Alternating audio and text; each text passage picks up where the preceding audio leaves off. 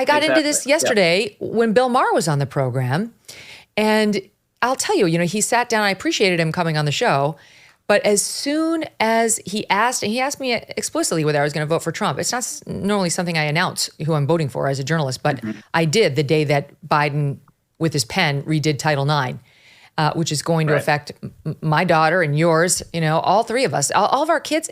The boys they lost their due process on college campuses. The girls lost their rights in their private spaces, and well beyond that. I mean, there's so many problems with him. But I said I'm going to vote for Donald Trump. And it's not that I love Trump. I don't love Trump. He's fine. I'm not like a fan of Trump's, but I can see that he does good things and he does some bad things, whatever.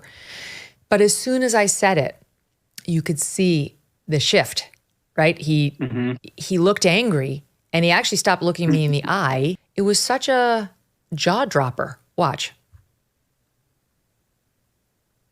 Hillary Clinton, of course, is the original election denier. I'm sure you voted for her in 2016. Well, she's not an election denier. She absolutely was the OG election denier.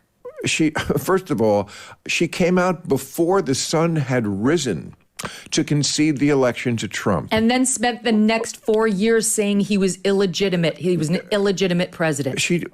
Okay, well, first of all, she didn't say he was an illegitimate. Yes, she did. You tell me exactly what she said. She said those exact words repeatedly. Okay. I mean, she conceded the election. Whether you're interpreting her disappointment at losing it as the same thing as Trump not conceding it, I don't know if that's where you're getting it from. But again, it's a tremendous false equivalency. You could ask Hillary Clinton right now who won that election. She will tell you. Donald Trump won the election. Now she knows she has to because of what Trump has done. She came out that night in her dark purple suit and conceded the election. Correct. And then spent the next 4 years trying to convince us it was not legitimate. All right. So just for the record, and our audience knows this and you guys, but just for the record, let's play SOT 10. I do think that he knows that he's an illegitimate president. I believe he knows he's an illegitimate president. He knows that there were a bunch of different reasons why the election turned out the way it did. And as I've been telling candidates who have come to see me, you can run the best campaign, you can even become the nominee, and you can have the election stolen from you. Joe and Kamala can win by 3 million votes and still lose. Take it from me. So we need numbers overwhelming so Trump can't sneak or steal his way to victory. Okay. So why can't a smart guy like Maher know that? I mean, he genuinely seemed surprised to hear this from me. He doesn't, I think it's just his true hatred for Trump, Rich. Mm-hmm. Now he is better than most, and I think he's actually been fascinating and inspiring at times to watch. Like the Harrison Butker thing, he's more reasonable. He's great on the culture stuff. He's great on culture. Yeah. But one, they might not know this, right? Because they haven't focused on it the same way. I think the distinction between conceding and not conceding is meaningful, but they did not accept the legitimacy of the 2016 election, right? And this caused the whole Russia collusion hoax and all the rest of it. And Hillary's still saying things like that today, right? And if it's bad for one side to do it, it's bad for the other side to do it. And it totally deranged our politics for years, that investigation. Again, the root of which She's the reason we had Russiagate. She's the reason she sabotaged his entire first term with these allegations that he stole it with the help of the Russians. She hired Fusion GPS. She had her lawyers down there pretending that there were some magic computers at Trump Tower that were communicating with the Russians. That's all tied to Hillary, but it's fine because she said the words he won. She is the OG denier.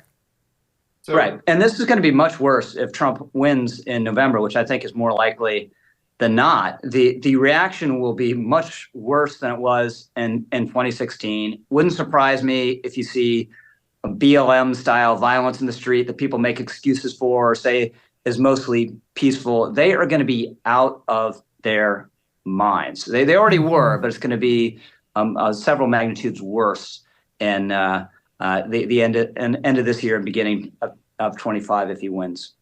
What do you think, Charlie? So I think I'm fairly well placed to say this as someone who's not going to vote for Trump and who has said that he should have been impeached and still believe that, and is still appalled more by what he did than what the rioters did on January 6th, which was to try to use the Constitution and federal law to stay in office.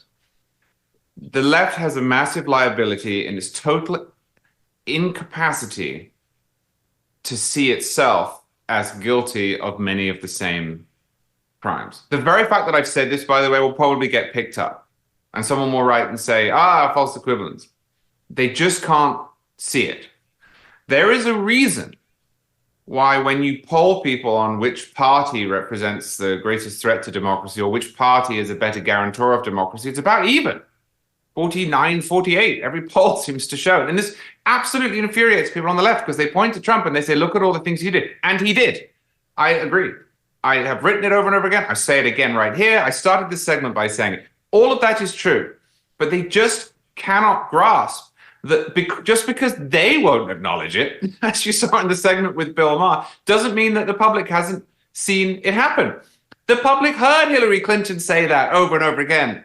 Jimmy Carter said it. The public heard the Russiagate allegations over and over again and knows that they came to absolutely nothing. And although it is not identical, I accept it, it is not identical. The public knows that Joe Biden tried to steal nearly $1 trillion from the Treasury for his student loan bailout, despite his own party having said he couldn't do it. The public knows that Joe Biden refused to say prior to 2020 that he was against packing the Supreme Court. The public knows that when his party, Joe Biden's party, gets upset at gridlock in Washington, it starts talking about abolishing the Senate. These are not identical. I can reiterate, if you like, all of the things Trump did wrong is why I'm not voting for him.